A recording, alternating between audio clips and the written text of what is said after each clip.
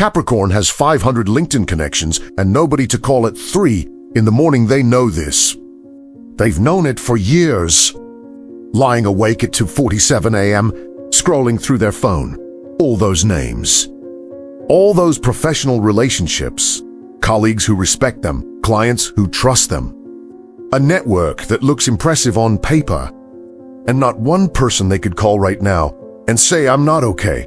Not because those people wouldn't answer. Because Capricorn never built that kind of relationship. Never learned how. Never wanted to. Because relationships, real ones, the messy kind, require something Capricorn traded away a long time ago. Vulnerability. Let me tell you about Richard. Richard was 41, VP at a tech company corner office. Stock options. The kind of career that made his parents proud and his college friends jealous. He'd worked 70-hour weeks for 15 years to get there. Missed birthdays. Skipped vacations. Declined invitations because he had a big presentation coming up or a deadline to hit. His calendar was full. Meetings back to back. Lunch with potential clients. Dinners with investors. Networking events every week. He knew everyone. Everyone knew him. Professional Richard. Competent Richard. The guy who delivered results. Then his marriage ended. Not dramatically. His wife sat him down one Sunday morning and said she wanted a divorce. He asked why. She looked at him like he'd asked what color the sky was. "Richard, I've been lonely for 8 years. You've been here physically, but you've never actually been here. You're always working, always planning, always 3 steps ahead of a conversation we're not even having. I don't know you. I don't think you know yourself." He wanted to argue, to explain that he was building something, that the work mattered, that he was doing this for them. But she stopped him. "Who's your best friend?" "Richard." He opened his mouth, closed it. "Who do you talk to when you're scared? Who have you called in the last year just to talk, not network? Not about work, just talk? Silence. Exactly. You have 1,000 professional contacts and 0 actual friends. You've built this impressive life and there's nobody in it." She left 3 weeks later. And Richard sat in that empty apartment for bedrooms. Floor-to-ceiling windows. View of the city he'd conquered completely alone. He tried to call someone. Scrolled through his contacts. Stopped at every name. Mark from Stanford. They hadn't spoken about anything real in 12 years. Jennifer from work. She was a colleague. They talked about quarterly goals. His brother? They exchanged texts on holidays. He put the phone down. That's when it hit him. Not slowly. Not with build-up. Just this sudden, crushing realization. He'd spent 20 years building a network and not one actual connection. He knew how to manage people, how to lead teams, how to close deals. He had no idea how to just be with someone without an agenda, without a goal, without it serving a purpose. He'd optimized himself for success, and success was all he had. Richard didn't cry, didn't break down. He just sat there, in that expensive apartment, surrounded by everything he'd worked for, empty. Here's what everyone sees with Capricorn. The successful one, the reliable one, the person who's got it together. They show up on time, deliver results, handle pressure like it's nothing. You ask them how they're doing, they say good, busy, and redirect to business. They're impressive, put together. The kind of person you want on your team, in your corner, running your company, professional, competent, unreachable, and people admire them for it. You're so disciplined. I don't know how you do it. You make it look easy. Easy. That's the word everyone uses. And Capricorn. They smile, accept the compliment, never correct the misunderstanding. Because easy is better than the truth. The truth is they're terrified, have been for years.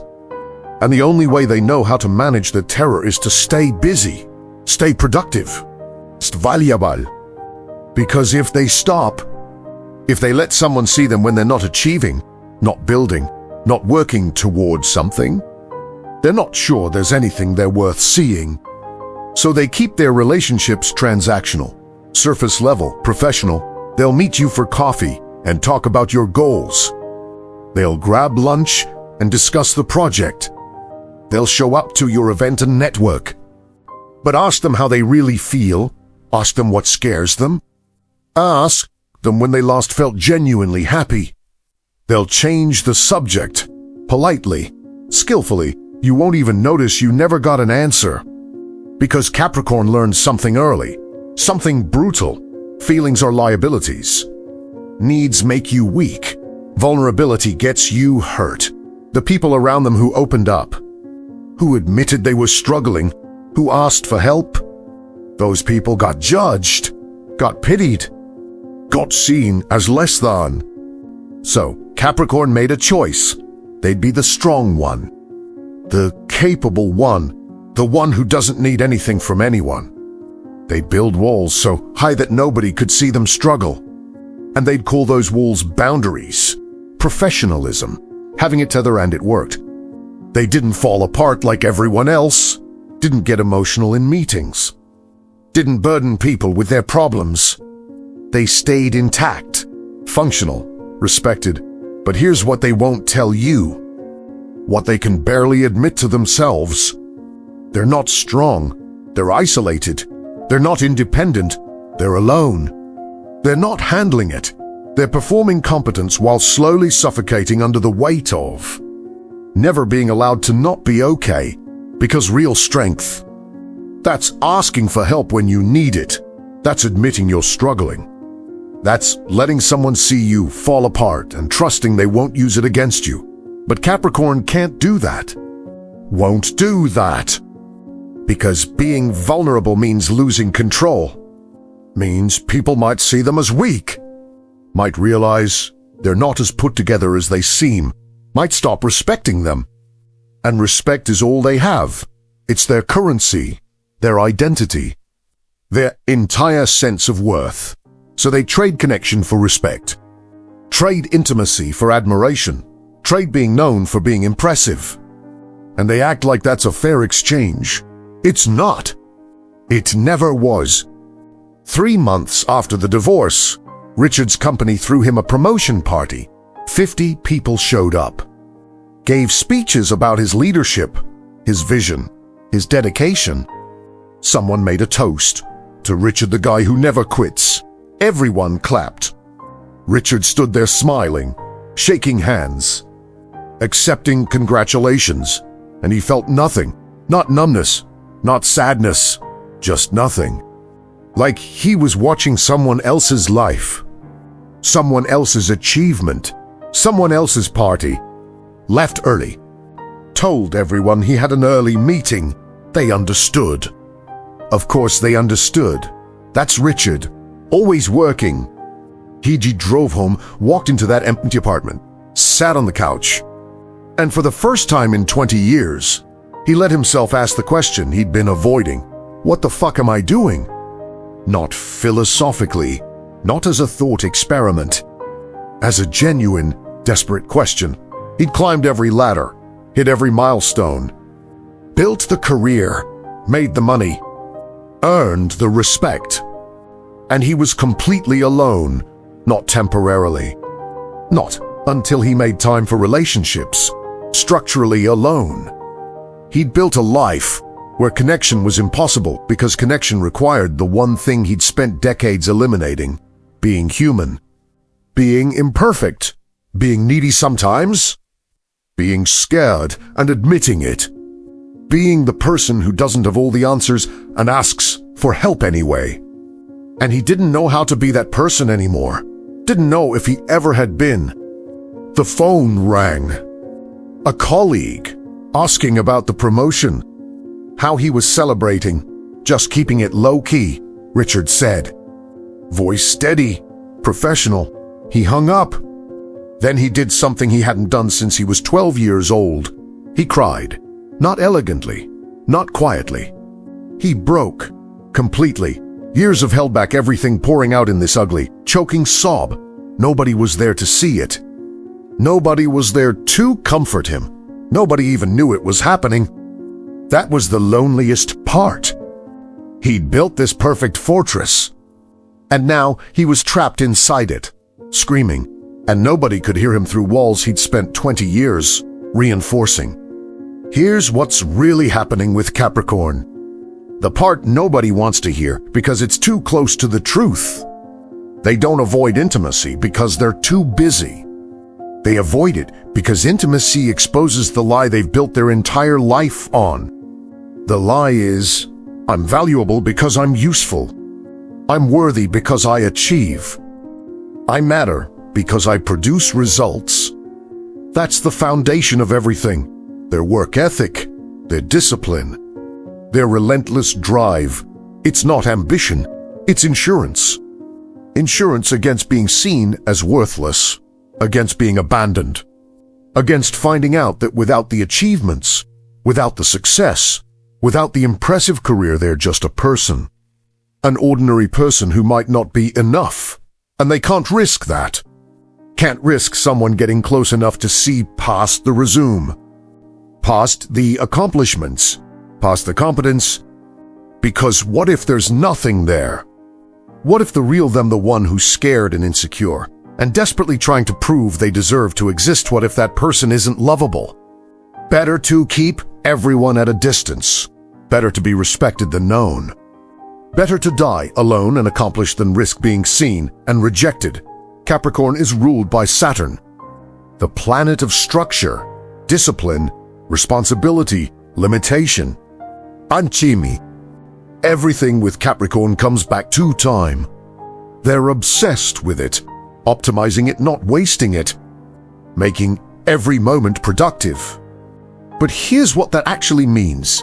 They're terrified of running out of time before they've proven their worth.